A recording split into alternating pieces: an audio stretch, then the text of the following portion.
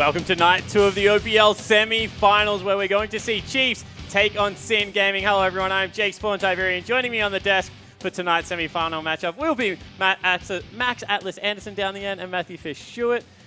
I can never get the order right at the moment, and it's killing me. Starts it's off honestly pretty killing similar, me. But guys, we saw Legacy in pretty emphatic fashion take out the Devils last night. How was it watching that one from, I guess, the casting area? That was pretty exciting. Yeah, it was a ridiculous game. And look, Legacy looking so incredibly on form heading into the grand final as well. Whoever wins here is going to have a tough shot trying to take them down. They certainly are. And Legacy last night, they were phenomenal. That Graves in the top lane for Telly. I hope we get to see that again, but we probably won't. I don't. That was borderline illegal. Yeah, it certainly was. However, guys, as we bring off the bracket to you, as we mentioned last night, it was actually Legacy advancing to the grand finals. That will be on the 5th, whilst tonight we have Chiefs, who are your 2nd seed, versus Sin Gaming. Just want to explain something a little bit funny that happened. Chiefs have picked blue side for games 1, 3, and 5. Sin have picked red side for games 2 and 4 during the side selections. That means that we will actually have the Chiefs on blue side for all 5 games if we get that far, and Sin on red side for all 5 games if they are able to take it that far, and then we'll see who wins after all of that. So just if you see anything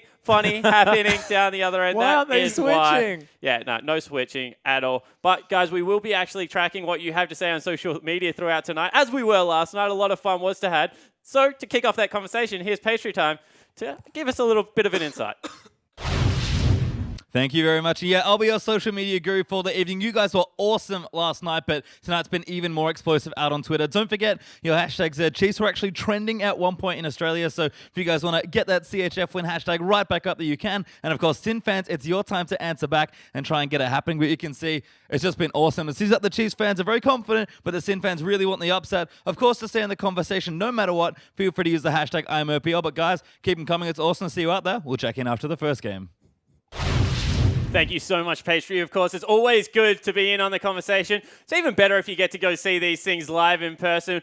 But next best thing, however, is heading over to a Hoyt's viewing party for the 5th of April Grand Final. We will have Hoyt's, your local cinemas, putting on some viewing parties for you guys. It will, of course, be Legacy versus whoever is the winners of tonight. As you can see on your screen, viewing parties around Australia and New Zealand. We'll be putting that on, so you get down there, watch it with your friends, have an overall good time. I know that was something that Atlas, me and yourself used to do that quite a bit before we were shoutcasters. Yeah, I was a big fan of the old viewing party thing. You know, make sure you can hang out with your friends, all that sort of action.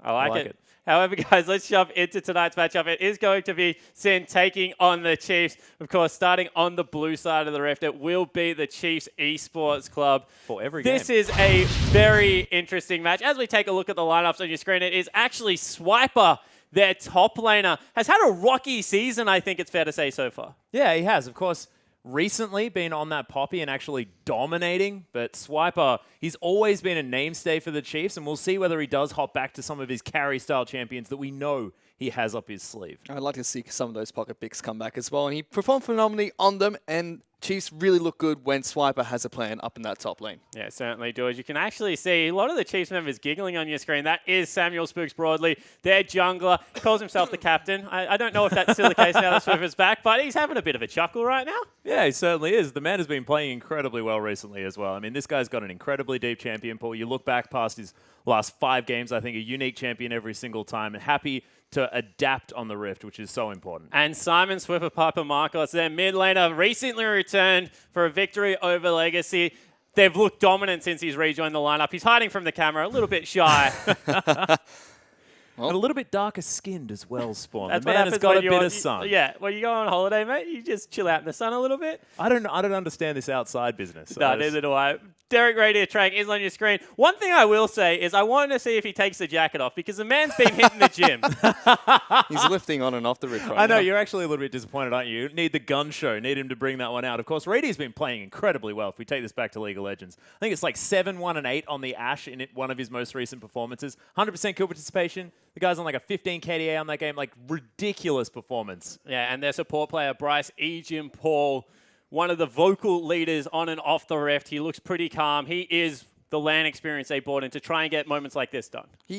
He's a fantastic player as well. I love watching him play as Alisai. He's such an aggressive support, knows exactly what to do at the right times as well. Like watching him play. And of course, rounding out the Chiefs lineup is going to be their coach, Jish, who's also had a terrific season. Chiefs pick and ban phase, one of the most impressive in the league. Yeah, their drafting is definitely looking incredibly powerful. And it's questions that we've actually raised on the other side of the Rift. Sin have looked a little bit rocky. Things have been a little bit interesting as far as where they've been putting their power on the Rift and how much they've been able to adapt to other teams, what they're picking up, especially last week, of course, losing 2-0 to the Chiefs. I'm excited to see how they use this blue side strategy. They have all their games on that side. I'm really excited to see how their pick and ban phase goes because they definitely have planned for this. Yeah, they certainly have. As we cross over to the other side of the Rift, guys, it is going to be Sin Gaming. We were actually able to catch up with Rogue and some other members of Sin and listen to what they had, what they thought about their season so far and how they feel heading into this semi-final. This season is our season. There's no denying that. We will take the throne. Going to the game with Chiefs, we are the underdogs, but when haven't we been the underdogs? Even when we win, we're still the underdogs. We all had high hopes, and we didn't want to just be that regular team, that middle of the pack team that everyone just overlooked and no one even supported. And for some reason, people keep seeing us as the underdogs when we're obviously way up there. The thing about being the underdog is you never have pressure to perform. They say that before every game. We always say, if we lose, it's just any other game to everyone else, but if we win, then everyone just goes crazy, and it's like that every game. As Sin, they are able to take the game off Chiefs, and they win the best of 3 series 2-1. Everyone's always going to say Chiefs Legacy are the best and expect them top 2, but like, why isn't it? Why can't someone change that? We can be the best team in this region, we just have to practice, and we just have to keep going at it until we are the best. Chiefs, they were a lot more exploitable without Swiffer. Like, we often knew that even if they did get ahead, we still had the option to fall back on and just getting a pick on Cheese when he does something wrong. Swiffer is a lot less exploitable, but Chiefs do have their weaknesses, and we know how to play around those weaknesses already. It's just a matter of developing our skills and being able to play around that. Chiefs always have had a big ego. I mean, undeniably they should have big ego because they have been the big dominant team for a long time now, but they have to realize they're not that dominant team anymore. There are teams who are better than them. This isn't their time anymore. Everyone's always going to see Ejim as the favourite, as the better player, because he has proven himself. He has been alone for a long time. He has been on the dominant team. Of course people are going to respect him. I haven't got my chance to do that yet. This is my chance to do that, you know. By the end of this series, by the end of this year, I want people to know me as that dominant player, not Ejim. Ejim's always been a really successful player and everyone wants to be in his shoes, but it's pretty obvious just from the games that I'm definitely a better player mechanically. It's just a matter of, can I get into a situation where I can use those mechanics to beat him? Wow, as you see Rogue on your screen, rookie player, first split, fighting words. But you know what? I'm actually going to give credit where credit's due. Probably backed it up throughout the entirety of the split. Yeah, the man looks fantastic, especially in games that they win. Never is he below about 80% kill participation. This guy is like all over the Rift for Sin, sort of teaming up with Juves, helping him succeed in that sort of more supportive role. And Rogue's really stepped up this season. He even mentioned in that video that he feels like a lot of people don't feel him, don't see him as a dominant player, but honestly, his performance this split, just as the rookie player, has already led me to believe that he's one of the most dominating supports in that bottom lane. Excited to watch him play in this match. And I also like, you know, he says, you know, I kind of, he didn't say I look up to Ejim, but he's like, everyone wants to be in his shoes. You know what? I reckon I can talk smack as good as him as well. Let's fire some shots around. I was and gonna able say. to get it done. Yeah, he's trying to go after the sort of Rookie of the Split award and the Smack Talk award all at the same time. This guy's really putting in a challenge. And honestly, the man's mechanics have looked fantastic. I and want to we'll talk see where about he's his gonna be fresh able for to a second perform. because, Yeah. you know, he talked about mechanics. Like, that is just a pick that I want to see him go towards because it's such a dominant laner. If they do get standard lanes, that will be the gauntlet down to Ejim to be like, come at me, I'm going to beat you on what is a very good champion. And you know what? Chiefs have a really strong bottom lane as well. We've got Radiant and Ejim there. If you can throw in a Thresh pick for Rogue and use that wisely to shut down this bottom lane against the Chiefs, it's going to be fantastic for Sin. Yeah, it certainly is. But as we actually take a look at the rest of the Sins lineup, let's start in the top lane. It is going to be Chippies. See, big grin on his face. Another rookie has played a couple of times in the OPL beforehand, but mainly as a sub for the Direwolves. Yep. And, you know, this is going to be a big game for the man. Yeah, it most certainly is. And the man has been moving on to carries as well. This guy, the last game that he played on that Gangplank, absolutely gigantic. And Chippies was a player that we were actually expecting a lot out of early on. Oh my goodness. Sorry, I'm going to stop you there. That's Jubes Yeah. on your screen, by the way, and he has not blinked so far. There it was. We got him. So, yeah, won that contest. But this is someone that we thought was once a weakness, now stepping up. You know what? Yeah. I gave him a lot of flack actually at the start of this season, but you know what? He's proved me wrong. He's stepped up phenomenally throughout the later parts of the split, and he's playing really well now. And that's like Yeah. kind of Jubes' personality in a nutshell. I actually bumped into him on the way to the bathroom. I was like, good luck. He was like, what? Sorry? Yep. No, you too. I was like, wow, I didn't even repeat myself. As Jason Rymeister Ryan on your screen, the Rymeister, he is so good at the moment. Yeah, this guy's the so linchpin good. for the team. It's absolutely incredible. When this guy gets ahead, it's like, give him an arm and he'll take your whole body. It's And that whole rule. And they've got red side every game. They can focus on that too. Yeah, and Cardred on your screen, he's 6'6", massive. Yeah, in this real guy life. is going to be so important for Sin as well. Yes, not only is he incredibly tall. I hadn't finished yet. Yeah. I was going to move on to League of Legends. See you dive over the top. So he is the veteran. He is. What Ejim is to Chiefs is what Cardred is to his team. As you actually take a look at Rogue, he holds up his mouse pad. So adorable. Yeah, all right, we're man. going to get back to that one. But Rogue on your screen, let's talk about Cardred as Rogue because they're kind of the opposite of each other. Cardred, veteran status, Yeah. played on the Legacy team with Ejim, actually. That was their duo lane. So now with Rogue, a little bit of experience and inexperience, they are counting on him to carry that through. Yeah, and I think this is really, really important because Rogue, all those raw mechanics, all that raw emotion there as well, but also you've got Cardred. He can try and calm him down. They're very, very close together, and we'll see whether Cardred is going to be able to utilize that experience to make sure that now that they're in a LAN environment, it's not going to affect them. Yeah, it certainly will be the case, guys. We actually want to get another look at that mouse pad just for you guys. As you have a look at it, it's a picture of some cats. And what is that? Is that an old... Okay, Yeah. the man has got some old gear as well. I mean, that definitely looks like he has... there's some love there, I think, Yeah. Spawn. So actually, let's talk about their gear as a whole. Like, let's jump into the analysis now. So they use very, very strange gear. Chippy's actually plays on a laptop. He doesn't have a keyboard, Atlas. Yeah. So he has borrowed Carbon's 2014 keyboard, the Chiefs League keyboard, to bring into the office and, just take him out with it. Yeah, and look, if you're going to grab something that's going to have some sentimental value like that, you may as well get the one that was able to take down the Chiefs before. And we'll see whether it's the keyboard that holds they the call keys. it the Chief Slayer. Looking to Yeah. add another notch into the Yeah. Chief Slayer, it seems. Apparently, but We'll all right, see. let's dive into this because it is going to be Chiefs versus Sin. I actually think that although we've seen both ends of this matchup, we saw when Sin were dominant in their Super Week, the Cinderella story, we always go back to it. Then we saw kind of the Chiefs flip the table on them and just show that they're a class act. A lot of Azir, a lot of Jhin. What are we looking at in this matchup? What stands out to you as important? I think the bottom lane is always going to be important. Of course, we've mentioned Rogue already, and I think not only is it important, as far as him being a phenomenal player and stepping up, but he's going to be key to winning this game at the same time. I think a lot of it revolves around that, trying to deal with Radier and how well he's playing at the moment. For me, I'm not going to be looking too much at the lanes per se or the jungle. In fact, I'm going to be looking at the early game strategy from these two teams because I feel for Sin to take the game off the Chiefs, they need to create chaos in the early game, take the game to them early and win from a snowballing lead. Whereas Chiefs, they want to play more controlled Sin as much as possible, create picks from that and eventually close out the game Chief style. Well, we will see if they're going to be able to. However, guys, before we jump into game number one, do want to get your predictions on what will be this series. I think it's very close to call. So, Atlas, starting with you, who are you picking and why? Well, I mean, we did recently see this matchup. Sin fell 0-2 to the Chiefs. I'm sticking with the Chiefs for this one. I do think that Sin, with how well they've done as far as boot camping and making sure that they can keep their practice up, I think they will be able to take a couple of games possibly. I think we could be going to 5 games tonight, but I still think that the Chiefs will be able to take it out. And Fish? If there's a team that can throw a spanner in the works, it's going to be Sin. I think they're going to be the ones that pick up this game against the Chiefs. I think that their chaos style of play, by getting Rymeister really far ahead and carrying the game from the very start, is going to upset the Chiefs and cause a lot of problems for them. Okay, well, we will see if that's the case. Hung Deck so far, so I guess I'll throw a vote in there as well. I'm going with the Chiefs. So the reason I'm going with the Chiefs is I actually disagree with exactly what you just said. I think that if your game plan against the Chiefs is to get your mid laner ahead, sorry.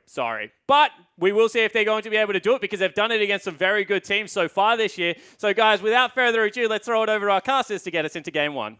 Thank you very much. And what a way to start our second semi-final of the OPL playoffs. Should be a wild ride as we get ourselves into game one. My name is Julian Pastry Time Card. Joining me are Indiana Frosker in black and Zach Rusty Pie. Love to have you two here on the desk. Excited here for this semi-final. What are we looking for here moving into our first draft? I think we can't look away from Rogue, and it's just plain and simple. And to me, to add on further to what the desk said, it's how he actually works with Juves and controls the early game. I'm going to say it's not making chaos, but getting Rymeister ahead, because sooner or later he's going to split push, and they need him to be able to 1v1. Yeah, I thought it was so weird to bring up kind of a chaos theory in terms of Sin. I actually view both these teams as very controlled, very macro-oriented teams, and when Sin do pressure either that mid lane ahead, they do it in a very deliberate and engineered Well, way. you can see the Sin boys there on your screen, very fired up. You can see Juves getting behind them. A young team, certainly. I think the Cinderella story is very fitting for the side, given that a lot of these players have actually never played on LAN. Yeah. So a lot of, Cardred and Juves, kind of the emotional sense of the team are going to have to see if they can rally their troops. Chiefs, of course, so much experience in the OPL. They look very cool, very calm. Be interesting to see if that manifests itself on the Rift at all. It's almost maniacal how calm the Chiefs are. Like, it's unbelievable. They're playing at a LAN event. It's no surprises to see Sin with a bit of nerves. They say they're the underdogs, they have nothing to lose. I don't think that means anything when you're up against this Chiefs roster that are so ice cold. It's almost evil. Well, we'll see how this happens as we do have the bans completed. Chiefs have banned Gangplank, Braum, and Trundle as their first three. As Sin gone for Callista, Lulu, and Poppy. Chiefs blue side though, first pick Sivir. Surprise, surprise. Yeah, that was the thing that we had to talk about. Why did the Chiefs decide to take blue side every single time, and why did Sin choose to take red side? Well, on red side, you have the counter pick as picks are continuing to go out. They have a very strong mid laner. It makes sense that they want the counter pick from red side. With the Chiefs having that priority pick on the blue side, obviously it's important to them. And what's the champion? Sivir, and I expect it to be Sivir every time she's available. And it feels like it's almost these two teams showing a lot of their styles already. First pick Sivir for the Chiefs, Alistar Gragas for Sin. Saw a lot of red side Ali Gragas yesterday in our first semi-final. I mean, they're two great champions together, but already you're seeing the differences between these teams. Yeah, and I think to me this already says that Sin are going to lane swap. I think that having the Alistar with the Gragas is actually a strong 2v2, especially once the Alistar hits level 2. But what they are trying to do is actively avoid having an Alistar into a Sivir and anything lane, because the level 1 pressure would push them out. Well, have to be careful because Rainier and Egypt very aggressive from the bottom half of the map. Azir, though, is going to get locked in for the Chiefs. They'll take the Maokai there as well. Not a lot of teams are willing to do this, but the Chiefs, again, even on blue side, will just give away their solo lanes. Here they are. Exactly, and that's like the big thing is they don't care about the counter pick. You're playing a control mage style, so I mean Azir has pretty much every good matchup imaginable. Maybe a Vygar counter in there, but he's going to be fine either way. So Chiefs, very, very clear game plan. They're not showing their top laner either here from Sin, and of course they already know who it's up against, being that Maokai, so perhaps their wildcard champion option is going to be in the top lane. LeBlanc is actually a very big personal favorite of mine. The way that I saw it is if he was going to split push, it's not easy to do against a Maokai. It doesn't matter what champion you are, you have a very hard time killing him, whereas LeBlanc doesn't necessarily want to split, actually just wants to group with the team and work around some kind of siege strategy with numbers there. Yep, they've got that LeBlanc Lucian, so plenty of good damage in that mid game. We'll see if Sin can get Rymeister in particular ahead on his LeBlanc and start picking members of the Chiefs off, but the Chiefs, solid drafts as always. Nautilus Kindred will actually finish their draft here, so Supportalus going to make a return. Yeah, I'm very curious. Supportalus is definitely strong. It's been coined as like the lesser Thresh, but also tankier instead. So positives and negatives to both. That would not surprise me to see these two actually want standard lanes and try and find them. Because that pressure, like you can't push a Nautilus out. On the other side though, we'll see what Sing want to finish off this draft with. Don't think it's going to be Garen, but I appreciate it, Rogue. 30 seconds are going to tick by. We'll see just what Sing want for presumably their top lane. There's some flexibility in the picks they have, but have to think they're going to give Chippies the counter pick here. They have the full draft of the Chiefs now. Very solid, of course. Sivir Azir, really good 2 carries. Kendrick can help out there as well. No obvious weaknesses, but Chippies, they are going to do it. Actually locks in Aurelia. I was waiting for this. I didn't know when it was going to get brought out, but you know what? Better late than never on the side of Sin. Chippies has been, for quite an extended period of time, coined as the Aurelia guy in the OPL, who's never really had an opportunity to show it off, and saving it for last pick. You know, it kind of revealed they had something up their sleeve. I didn't think it'd be this, though. But the other thing that we also have to address is as the champions are being swapped around, Chippy's picking the Aurelia into what we suspected would be the Maokai top, but it looks like it's going to be Maokai's support. You never know. So have to wait till 20 seconds is the hard cutoff, but even with Ignite Maokai support, could be mixing it up here. Oh my god, Chiefs. No, this is totally fine. It's excellent that I'm on this game too, because OMG from the LPL used to run Maokai support multiple times. Works pretty much like, I was going to say Lissandra support, but then I realized that was also an LPL game. Kind and not of like Nautilus. Yeah. In that it's guaranteed lockdown. And guess what? The Chiefs have both. Guaranteed CC, good wave clear. He's got great base stats, so he's not an item-dependent champion. Yeah. Excellent. Nice. Nice. I love it. I mean, really Scalp. creative drafting for both teams. You had to think that Sin did have a pick prepared there with the Aurelia. Chippies is a very good Aurelia player, and Swiper himself, I believe, has even talked up the man before, but I love it. They're like, red side drafting, let's get a counter pick. Chief's like, no, I tricked you. Had a flex the whole time. It was a flex all along. Yeah. I actually think it was very clever from the Chiefs. And honestly, like, it's a LeBlanc, so in terms of lockdown, Maokai is one of the few champions that's guaranteed to be able to hit you. Doesn't matter where you go, doesn't matter how clever you get and how many shadows you go back to. He's still going to find you. Like, it's really good for lockdown. And I mean, ganking pressure as well. You can stack saplings at level 1, and that makes me excited. Well, let's see, but these are some great comms to kick off game number 1. Don't forget, of course, to get out there on Twitter and have your say. Hashtag CHF win for the Chiefs or hashtag Sin win. Still the best hashtag remaining in the OPL. Actually, second best. Hashtag IMOPL is probably the best, but as far as team win tags go, Sin win. Thank you for the rhyming. It makes it much easier. Yeah, it actually makes more sense than Chef win. It does. You know? Chef win? What? Chef, doesn't it? Chef one.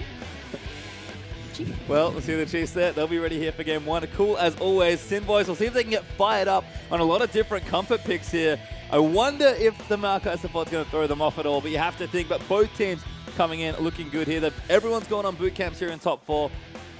People have really prepared for their matches. Sin know they've got effectively nothing to lose, but that doesn't mean they don't want to come away with the win here. Big thing also is, again, we suspect that Sin will look for a lane swap, although maybe not as clear-cut this time around after the Aurelia pick. But Maokai in a lane swap scenario versus a 2v2, you can dodge a lot of that. Hey, it's weird, it's Maokai, it's new. Yeah. Doesn't matter, he's not in the lane. Yeah. What are these saplings? What are they doing here? I actually agree. I think the Chiefs might be looking to potentially lane swap themselves, match it, if not best it. Yep. Whereas Sin, they have the availability, I will say, with a Lucian in the lane to kind of hide an Alistar's weakness until level 2. Always standing in the front and being, I guess, aggressively stanced. Cardred should be able to do his part. And no doubt we're seeing that now. Well, you are going to get the swap. Swiffer spotted by that ward put down, but stayed out of vision for a while. This, of course, will be our standard 1v1 lane, but one to watch, certainly, as Rhymemaster, as always, is going to look to get aggressive. You can see just going in straight away, get some good auto attacks down, but Swiffer happy to answer back. Sandsoldier really not in position to help out. And the thing that I find actually very curious is if you think about Sin's win conditions previously, it was also always the level 2 gank from Juves. In a lane swap scenario, which Sin have been picking up a lot more recently, especially in their big Cinderella week for Super Week, they were initiating lane swaps, which isolates the mid lane, so Rhymeister isn't getting that same support, although they would then just gank it with 4 people. Yeah, instead of ganking with just Juves, they actually add more people to that, which makes it much more potent, but it has to be better timed. And it's harder to execute.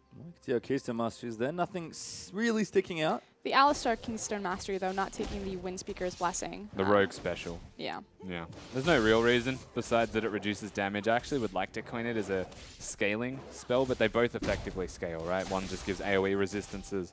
One's like, oh, percent value to the person around me. I'm actually really curious how this is going to adjust his maxing and his levels on Alistar. Typically, when you take the Wind Speaker's Blessing, you max E first because you're looking for the lower cooldown, so you can spam those AoE resistances off of the Mastery. When you take this one, typically you do a Q max first, so you can get the CDR off of your Pulverize and start CCing more often. Well played trade there by Swiffer in the mid lane. Rhymemaster, though, still going to get in aggressive. Is level 3 already going to try and look for something, but Swiffer just gets locked up just in range for that last Q. Looks like Corrupting Potion Chud is being chugged by Rye. Everything should be okay. I think Ramos is actually a little bit out-traded at the moment. Be careful, he's out of Corrupting Potions. Well, top lane is a push is starting, which is what we expected. Did have that lane swap, of course, as Juves is going to look mid here onto Swiffer. Swiffer is going to get flashed on. Rye's going to go straight in for it. That's the Ignite lockdown. Swiffer in a bit of trouble. Blast Auto's not enough, I don't think. Oh, and he's Kindred as well. Spooks, he's going to flash his way forward. Does have the double loss. Picks himself up first blood. Yeah, right place, right time. Spooks with the counter gank and I guess a level advantage to boot. This is just a very smart strategy and start from the Chiefs, recognizing where Sin will go and besting them.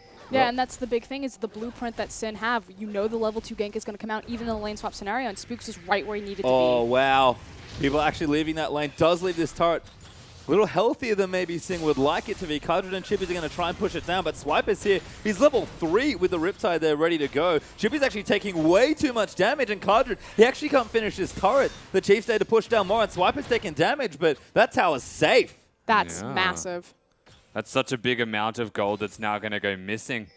The big question to me is, how does Sin react? Because currently Chippies is farming with Cardred, means that Lucian has to leave, but there is no way that Chippies is winning this without a teleport, and Spooks is already there to pressure. Well, Rhymaster, of course, going to sit in this lane. Did get first blooded, but returns with a Doran's Ring and a Fairy Charm. So looking okay for now, but Rogue and Jude's going to come down onto Spooks. They're going to try and go in for the 4-match. Chippies cleans that one up. Yes, Sin, they get one back for the team, and that is how they reacted, plain and simple. Instead of just letting Chiefs have the advantage, they rotate down with an emphasis. They pick up an early trade back somewhat to their favor. The real issue is elsewhere, though. Yeah, it was effectively just gathering the support. Either you're going to make a play there and you're going to find a pick, or you're at least going to reset the wave or push down the tower as 4. So, like you said, great response from Sin as opposed to just dealing with the top wave. But it's still thwarted because Chiefs have actually actively responded, Ejim and Raider.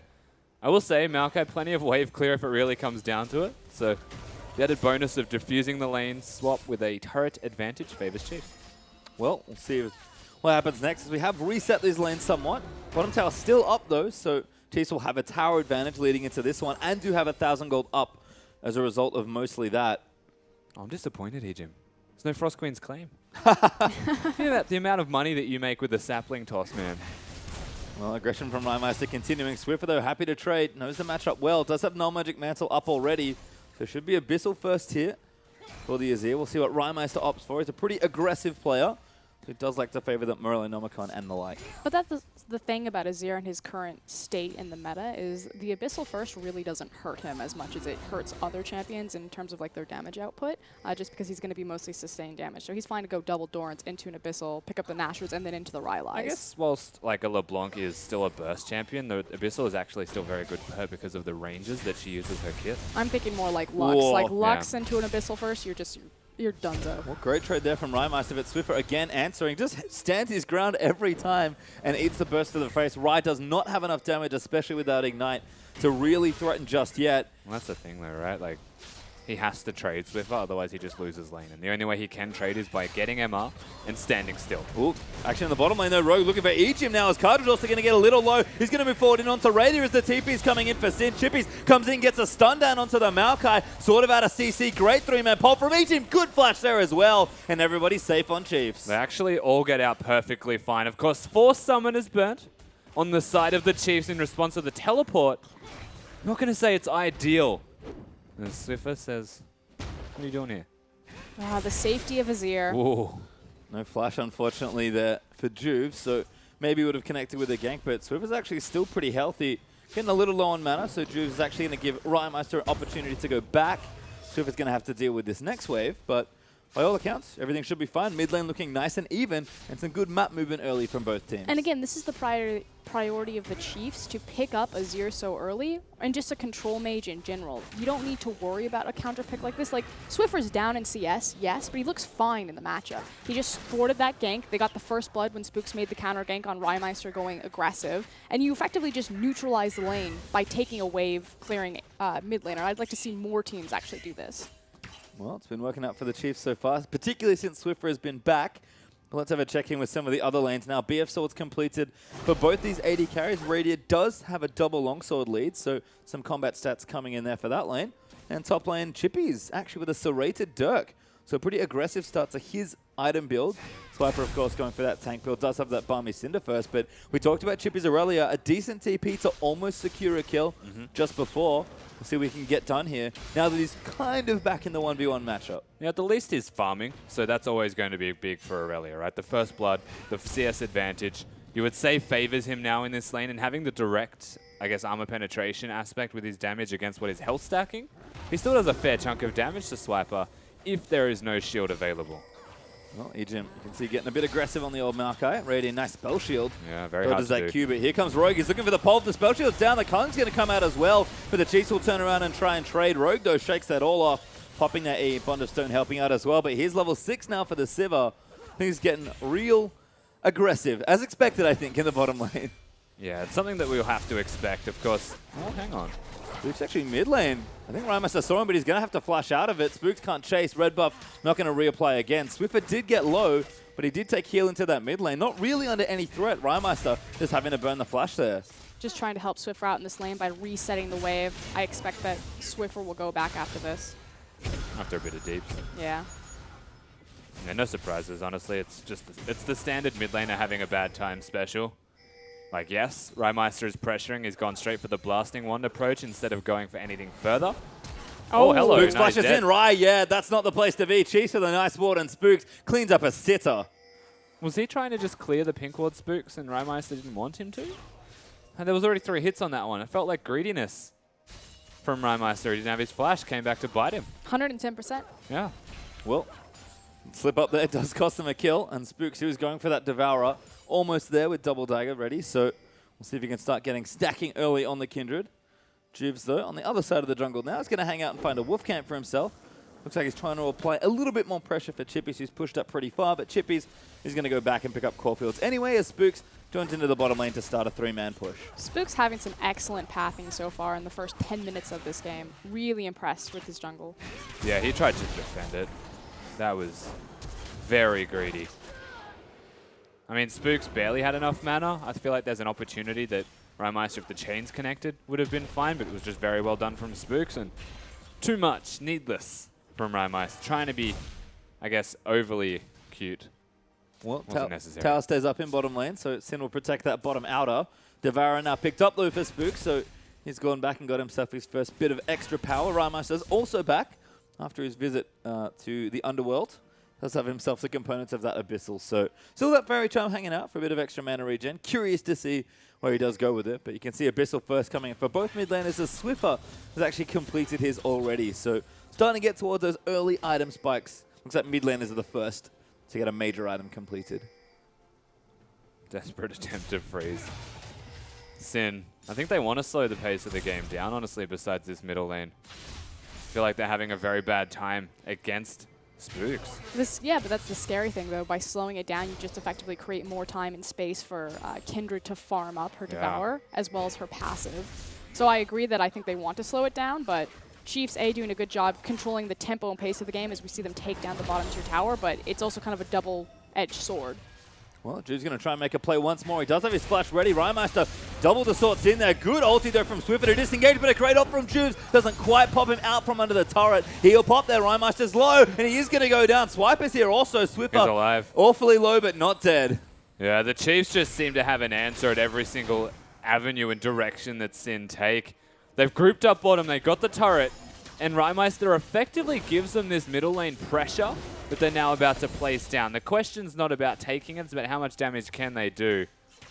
Actually, Kadra didn't respond. Yeah, Chippy's working top lane still. In fact, Sin's side lanes are occupied. Wave clear those there from Gragas. Rogue helping out as well. So just some damage to the turret. Don't take it, but you can see the Chiefs' game plan again. Just play solid, play calm, and slowly but surely get ahead. But having control in this mid lane as well as for the jungle, especially the 2v2 Kindred Azir versus Gragas LeBlanc, the Chiefs have the pick of any objective that they want on the map. They have complete control of the bottom lane, so they can easily swing it into a dragon. If they want to prioritize Rift Herald and try to translate that into the mid lane because Rymeister is so far down, or even continue to push up into second tier tower on top lane, so many different directions. Well, Spook's going to farm out the jungle for now. Does have a stack on that top side Scuttle Crab, so wants to get that Devourer going, but looks like he's going to clear this bottom side, and with Chiefs pathing here, Swiper still with that TP. Could be a play for that dragon that you mentioned, especially now that Kadra has gone back and got himself like Caulfields with a pair of brown boots. Radiant there on the other side, finished that Essence Reaver already. If a fight were to break out, you have to favor the Chiefs at this point. I absolutely agree. I think that the Chiefs actually have quite a large advantage at the moment. Dragon should be exactly where they're going towards. I mean, the Rift Herald should be traded potentially from Sin because, as you said, I don't think they can fight. Doesn't seem like they're putting any emphasis on it, though, even with a mark there. Yeah, Rymeister's kind of standing in the back, though. He's looking for someone unsuspecting to walk by. Grouping for a pick. Raid's not a bad one, but the spell shield's there. Chain's not going to connect. Chiefs are going to take that first dragon for themselves. That's a good boost of power. And the thing that I was going to say is his target selection actually isn't the best, because he's effectively either going to hit Nautilus, Maokai, Lamb's Respite, or a spell shield. And you got the spell shield. Bit awkward for LeBlanc, perhaps. Just, there's no good places there. And that's Chiefs strong drafting there coming out as they do take that dragon for themselves. Going to get a bit greedier as Spooks moves himself over to that top half of the map. Looking to take that Scuttle Crab away. Rift Herald also available. So the Chiefs, if they want, they can make a big play for both the mages early on. So to me, the one big advantage that Sin have at the moment is Chippies, because he's gone for the Ghostblade route. He's actually finished a completed item, opposed to components of said item. So if Chippies can get going, They can really get something done, perhaps, around the Nautilus, at least for now. No, I completely agree, but so far we've opened up kind of into splits, or Sin special, the 1-3-1. They've moved their duo lane into the mid lane as kicking Rymeister kind of down into these side lanes to push forward, but Rymeister just so far behind, has to be so cautious that anytime Chiefs go missing in Fog of War, he has to respond with his team. Well, he's also the LeBlanc, so in terms of splitting, it's not all that ideal compared to his Diana that he would usually play, which means he should be, I guess, preferencing being with his team where possible and just clearing the side waves once Chiefs push it to get it back in their direction. It's more about wave control now. I also think best case scenario, like you said, the wave control, but also teaming up with Juves and Rogue on their warding journeys to see if he can form a pick around Fog of War. Well, certainly not a demotion for Rai, because he's going to get gifted a lot of extra farm, I suppose, in that side lane. Even without the Diana, it's still a Sen special. So looks like they're sticking to the plan for now. Chiefs, so again, still playing controlled as Chippies has actually had a lot of free time to farm up here. Huge CS lead there in that top half of the map with the Ghostblade. Not quite brave enough to take the tower by himself. He needs Merc Treads before he gets, I guess, into team fights. At the moment, his build is split push. He's effectively filling what Rymeister is not going to be doing this game by trying to kill someone in a side lane. Actually looking towards Chippies in this game if you're a Sin fan. He's the one that you need to carry. Well, he's on a big pick for himself. Certainly a champion he knows very well. The Chiefs, though, continue to play the map and now take that Rift Tower. A little delayed on the take, but had to reset, go spend some gold, get those waves pushing in the right directions, and it's just complete control of the river in the first 16 minutes of the game. This Kindred has so many stacks. And the big question is where are they going to utilize it, which looks like it's going to be the mid lane. There was a bit, I was going to say almost an untimely back, but Cardru did manage to cancel his back, so Lucian burning the coaling there to try to preserve this wave as much as he can. Yeah, half of it, which is important. Cannon protected, though. Oh, he's dead. It's not a Baron, remember. It's true. Weak. Oh, Rymeister actually hooked up there by Swiper. Follow in. He's going to move in for the Maokai. Spook trying to zone the rest of the map, but the ulti's going to get burnt on the LeBlanc as well. Damage being chased down, but Ejim's quite low. Radier pops on the hunt to try and get in there. Sin get low, but no one's falling. Chiefs, so they just want the turret. And once again, to me, this is the power of Maokai into the LeBlanc, because out of position trying to flank is what Sin were looking to do. Well, guess who's out of position when you're trying to flank against the Maokai Nautilus? And that was the big thing. That was the tank top laner and the support. Well, grab onto Rogue. Actually, they're going to try and get some damage down. Swiper pretty tanky as Rogue actually popped the ultimate to try and stay alive. The Chiefs will not get a second turret for themselves, but his Chippy's in that bottom side. Finishes off that bottom outer and working on a tier 2. He's actually a bit... Plans in full effect, but he's trying hard for this one, and now he has to bail. Yeah, the second they lose vision of the Chiefs or even see them starting to posture down towards that bottom lane, Chippies has to respect. He can't kill more than one person in a duel right now, as nice as the Sheen is for added bonus. And the big thing also is that the Chiefs didn't have to utilize their teleport, so they still retain their summoner spell and don't lose anything but pick up the free tower. Don't have to respond to Chippy's pressure. How confident they are as well. They're sending Raider down to deal with Chippies. Without knowledge that he's recalled, it's just blind assumptions that are always going to be accurate. The Chiefs, they're on the ball right now in this first game. Certainly are, and you can tell that by the gold lead. 2,500 gold, but it feels like the overall control of the map has certainly been there for the Chiefs. Chippies, though, has finished those Merc Treads that you mentioned. We actually have a pair on Juves as well, which makes sense given all the CC, absolutely. But Chippies is starting to get there as far as power goes in the 1v1. He's not there just yet, but he's getting stronger and stronger. Sin actually going to group top and try a push here. Some of the assumption that this Aurelia is not going Trinity Force with that Sheen. It's actually going to be the Iceborne Gauntlet build, and trying to stack up as many tanky items as you can. Do you think he'll go Spirit Visage with it? I would imagine it's Iceborne Gauntlet, Spirit Visage with something like the Maw of Malmortius and Asterix Gauge. Yeah, trying to maximize out of his W. Yeah. Sounds almost like a Phyto mode, if you will. No, it's brilliant. I mean, think about how much magic damage he's across from. Well, I like it here. Bit more of a Bruiser Aurelia style. Chippies, of course. I certainly default to him for Aurelia advice, so his build I'm going to trust in here in this particular game. Dragon up in a minute. Chiefs, of course, looking for the neutrals as always. The Spook's actually going to get an assist there on that. And 2 more stacks for himself. Radier, very greedy AD carry. Does take the gold for himself, but Chiefs not too miffed, I imagine. They're going to move back, transfer vision over to this bottom half of the map, and set up for this next dragon. They've also got a really big wave posture on the bottom side, so if they make a pick on this triangle vision or after this dragon fight, if it's timed correctly, they can very easily rotate this into the bottom tier tower. Yeah, and on the point of vision that we're currently looking at, Chiefs with 4 pink wards around the river area and 1 in their inventory could very easily consolidate that towards starting the dragon up. And it is effectively triangle, but like look at what Sin has in comparison to what the Chiefs have. around that dragon area. Very easy focus for the Chiefs to take. Well, Rhymeister busy topside, but Swiper's going to meet him there. There is a discrepancy in the summoner spells, of course. Swiper can TP down. Rhymeister cannot. And it's not the easiest cancel in the world for LeBlanc. TP coming in top, though. All right, going to try and make a play here. By the looks of things, Chippy's actually the one to join in. They actually just want the tower. They're going to see drag into the Chiefs and try and take a few more structures down. Sin do need to open up the map, but it's going to cost them this dragon. That's not actually a bad trade. For how far behind Sin are, the fact that you can just trade an objective. I mean, obviously, you should have had that tower since the beginning, since Chief have had the advantage there, but best case scenario for Sin. But guess why it's a bad trade? Because someone just got sated from the dragon being taken. So accelerated is this 2-1 and 0 Kindred. And whilst the trade's good because they're getting that gold back, to be honest, that was a tower that should have been down a while ago. Yep, no, completely agree. But I just think out of your scenarios, like, you know we're going to lose the dragon fight. We need to take something. Well, they do take something, opting not to fight, which I guess is smart. Swiffer, though, is going to go back, and there's a pretty big structure in the mid lane that maybe needs to be looked at. Cardred is going to move aggressively forward and try and cancel that recall. Swiffer's like, I seriously want to go back.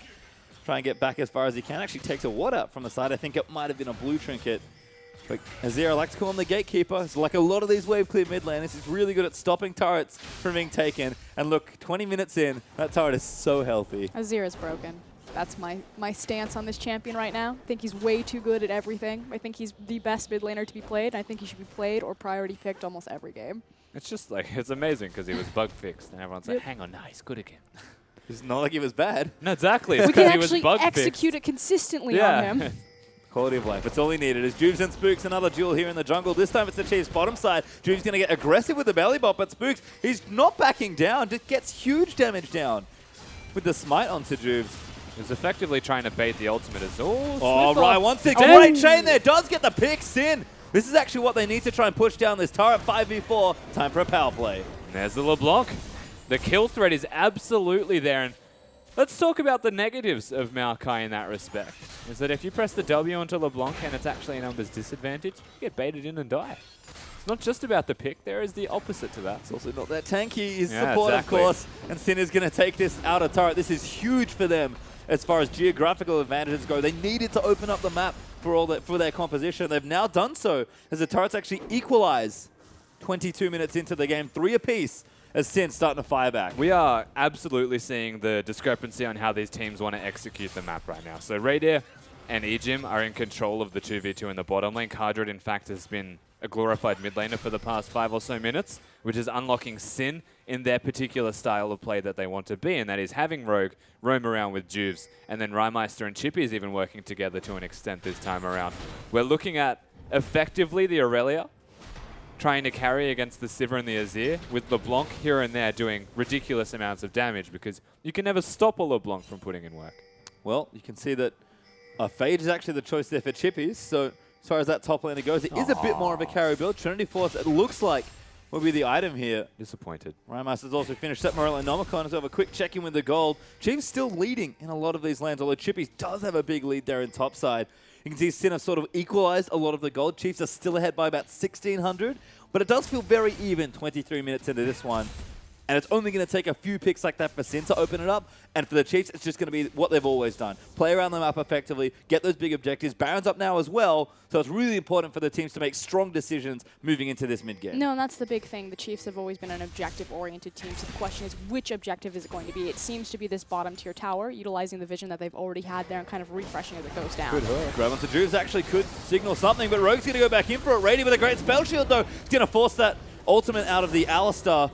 Pretty much just to cleanse off the CC. Rogue can't really stay now as the Chiefs siege pretty potent with this particular composition. Rise actually pulling himself back down, but the Chiefs' damage will start on this turret. They're just so tanky. They have to grab fight it to Chippy's actually kind of a mini dive. Oh, wow. Huge pole there comes in as Juves takes out Egypt. Lamb's Despite is going to keep the rest of the Chiefs alive as Swiffer hits a huge scoop and takes out Juves. The Chiefs turn that all the way around and a 1-for-1 trade under that tier 2. The ability of a Kindred and Azir to control a team fight is phenomenal. If that was a best case scenario for Chiefs, there was no turret and there was no save point for Sin to hide under, because Azir cleaned them all outside of Kindred's respite and almost cost Sin the tower and the team fight. Going to cost him the tower now because Sin cannot defend it with the health bars they have.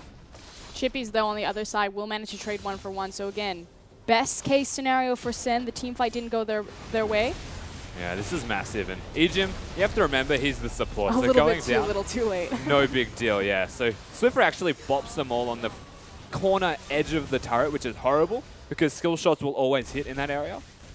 Unfortunately for Chiefs, all of the summoners were up for Sin and they get to flash out to safety. Well, it's just a turret trade there, pretty much on opposite sides of the map. Chippy's burned his TP, did get the trade that we saw, so still 4 apiece there on turrets. Rymeister actually tried to get aggressive onto Swiffer as well, but couldn't quite get the pick. The burn TP can be really punishing if the Chiefs play it correctly because, again, where the towers were taken, the top side of the map, that's where Baron's being played versus the bottom side of the map. Chiefs have complete control. They can get this big wave that Rymeister is clearing out now, get it pushing towards them. Chippies or someone like Ry will have to respond to it. If there's a TP disadvantage, that's a very easy Baron play or a pick for the Chiefs. I'm not going to lie, as much as I agree with you, I haven't seen Swiper use it yet.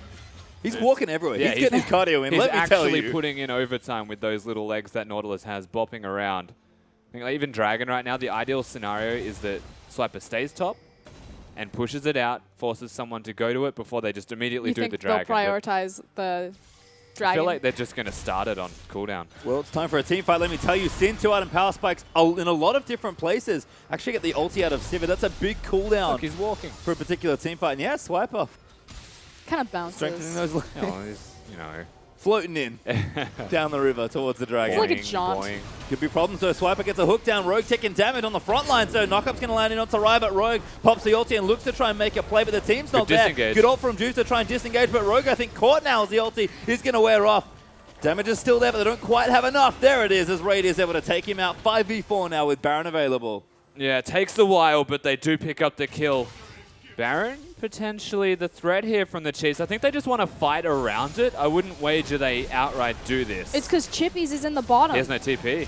Yeah, I mean, they have to try and get a pick. Raider actually hits the damage on the other In side. Jeeves we trust. Oh, Carver here as well. Rymeister trying to get a pick, but he's been caught out. Swiffer going to take him out. Uses the ulti to make sure he goes down. But Juice, he's going in. Going to try and find the miracle with the left respite. He's actually going to turn things around. Heal everywhere. That's a double. Beautiful play by Chiefs to get Baron. That was immaculate from the Chiefs, but this is the issue. Sin, they were not wanting to team fight. They just wanted to steal the Baron away. They actually lose a base turret for it.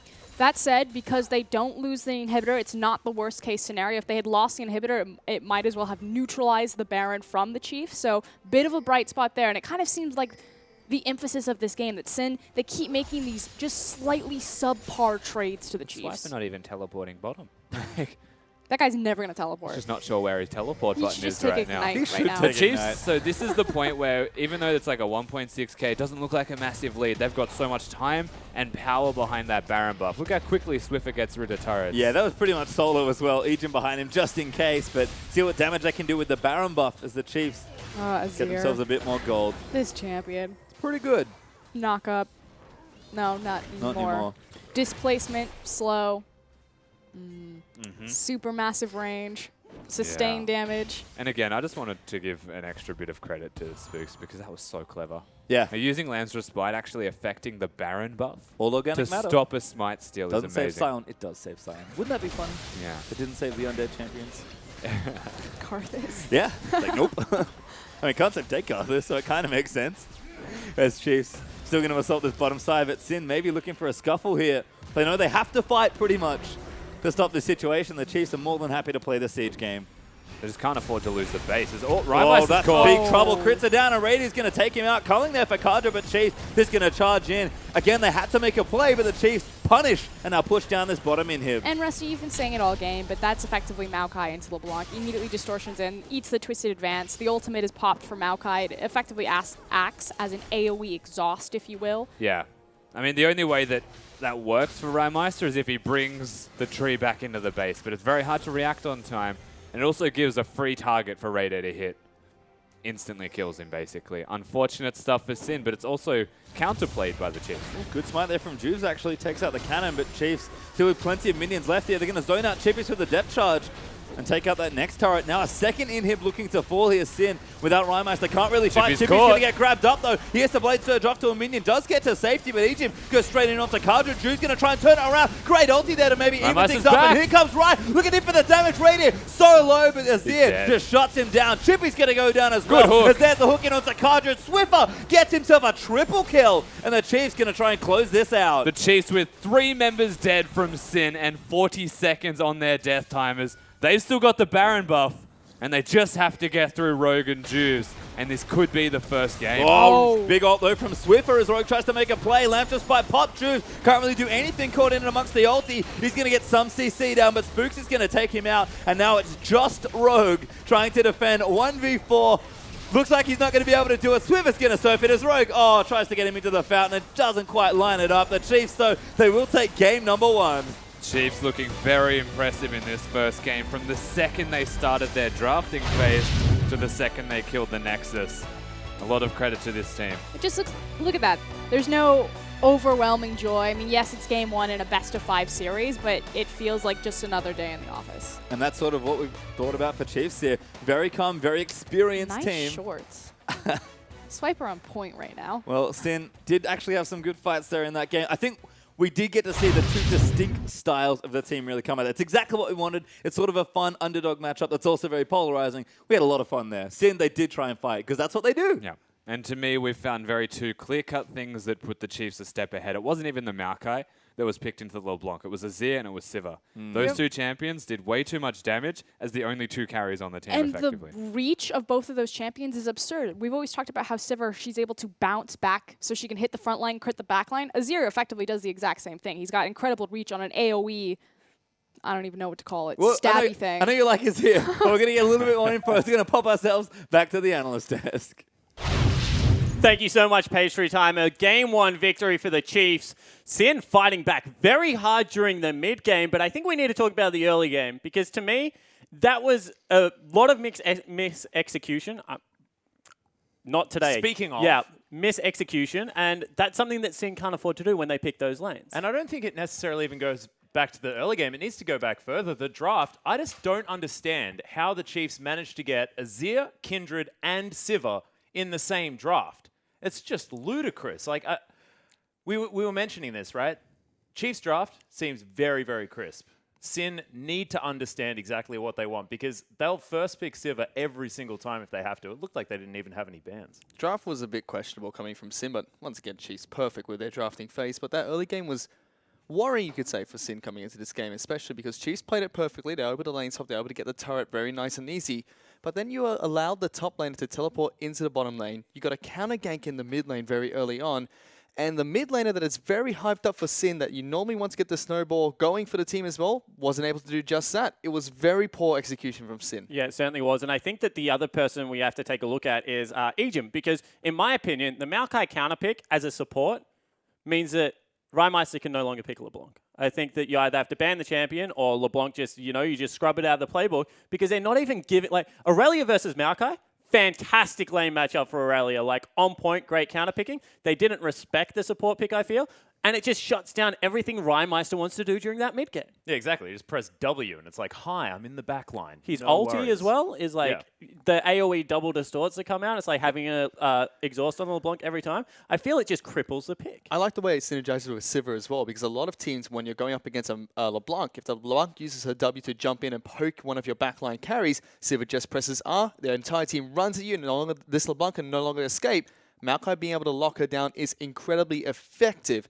And we thought we might have seen as well, LeBlanc jump backwards, bring the Maokai into the team underneath a turret, but Chiefs was so far ahead that that never mattered, and Egypt was just on point, locking him down every single time before he could jump back. And I feel like we do give the bottom half of the map of the Chiefs a lot of credit, so I want to actually visit the top half of the map just for a little bit. Swiper and Spooks, to me, were kind of the 2 catalysts that kicked this game off. Swiper saving that turret, Spooks early counter gang. Is there, like, what are we looking at of Chippies and Juves to be able to shut these 2 members down a little bit more effectively? Well, I'm looking at Juves to try and really get into that mid lane and affect it early on. Of course, it looks like we're back to the best friends club of Chiefs, of Swiffer and Spooks. Like, This is ludicrous. This is like the two people that we've seen sort of playing together for an incredibly long period of time, just back in their comfort zone. For me, it was just simply right idea, poor execution from Sin, whereas Chiefs, they executed it phenomenally. Okay, well, we'll see if execution does turn around for Sin Gaming because they have game number 2 coming up around the corner. Don't go anywhere, guys. We'll be back in 3.5.